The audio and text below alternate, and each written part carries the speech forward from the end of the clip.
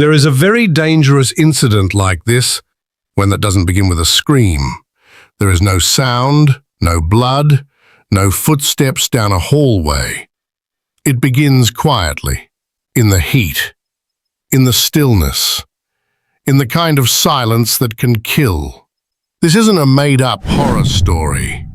It happened, in a place not far from your own, on a day like any other. And the victim was just 18 months old. June 6th, 2025, Ormond Beach, Florida. The summer sun was blinding. Humidity hung in the air like a wet cloth. Outside a small bar called Hanky Panky's Lounge, a pickup truck sat parked. Nothing unusual, except that inside that truck sat a baby, alone. His name was Sebastian Gardner. He was barely old enough to walk.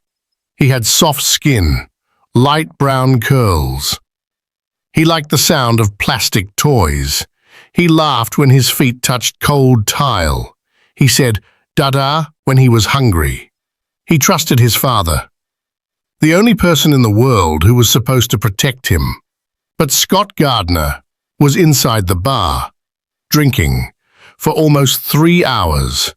First, a haircut, then Hanky Panky's Lounge. The rest of the day, erased by alcohol. And while he laughed inside, while he checked on a bartender's car that had been bumped by another customer, he didn't check the truck, didn't check his son.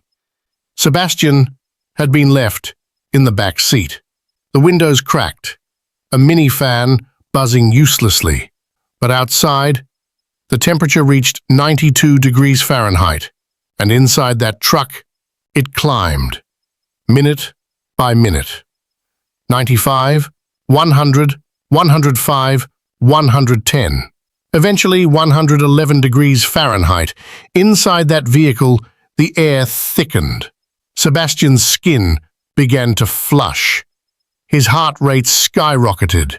He cried, then whimpered, then went silent. His tiny body fought back as long as it could. But he was just a baby. By the time Scott returned to the truck, Sebastian was unconscious. When he finally called 911, it was already too late. A police officer arrived, someone who would later carry the weight of this moment forever. They tried CPR, desperately, but the baby's body was already shutting down.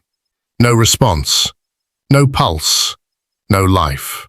And then, as if to erase everything, Scott went back to the bar. He picked up his mother and ordered more drinks. No tears, no panic, just drinks. When asked by investigators, Scott told lie after lie. He said it was only 10 minutes, then 30, then said he had the windows down. But the surveillance footage showed the truth. He had been inside the bar for 2 hours and 40 minutes. Sheriff Mike Chitwood didn't hold back. "This man is a lying sack of expletive," he said. He was furious, disgusted, shocked. And then he added something unforgettable. "My hope is that every night when Scott closes his eyes, his son is there, asking, 'Dad, why did you do this to me?'" The police waited, gathered evidence, interviewed witnesses, and 2 weeks later, they arrested Scott Gardner at his mother's house. And in a haunting twist, the same officer who tried to save Sebastian was the one who placed the cuffs on his father. Gardner now faces charges of aggravated manslaughter of a child and child neglect causing great bodily harm. He's being held without bond. No tears, no remorse, just the weight of a life lost forever.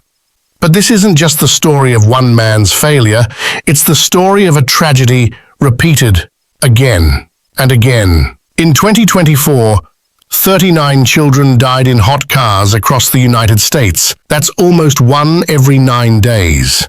Sebastian's death in 2025 made him the 7th child that year to die this way, and the 115th in Florida's history. It doesn't happen with warning signs. It doesn't scream. It creeps in. One moment the child is sleeping, the next they're suffocating in silence. No one talks about how quiet it is, how the heat feels slow, like it's creeping up the spine, how the child's breathing changes, how their cries go unheard. By the time most people realize, it's too late. There is no reset button, no apology, no do-over, just grief. Sebastian's funeral was small. His coffin, child-sized, white, covered in stuffed animals and sunflowers. People cried not just for his death, but for the way it happened. No monster, no stranger, no one broke in. It was just a father who didn't care enough to check the back seat. You might think, I would never forget my child. But these tragedies don't always begin with forgetting. Sometimes they begin with selfishness, a drink, a quick errand, a false sense of, I'll be right back. But heat doesn't wait, and neither does death. It's not enough to say, this won't happen to me, because the people who lost their children, they thought that too, and now they carry silence, photos, graves. This story is not fiction. It's not a warning from the future. It happened to Sebastian, and it can happen again, unless we pay attention, unless we stop making excuses. So, here is your reminder. Look before you lock, every time. Never leave a child in a car, not for a minute, not for a second, not even in the shade. Heat stroke kills quietly, silently. Painless for the one who walks away, but torture for the one left behind. And the horror of it all is that it didn't have to happen. Sebastian should be alive today. He should be running, laughing, screaming at cartoons. But he's not. Because someone made a choice, a selfish one, a deadly one. And now we're telling his story. Because he can't. Stay alert. Stay aware. Never leave a child behind. Because the next story like this could happen on your street, on your watch, in your silence. Thank you for watching, guys. Don't forget to subscribe my channel. There are lots of shocking stories coming up.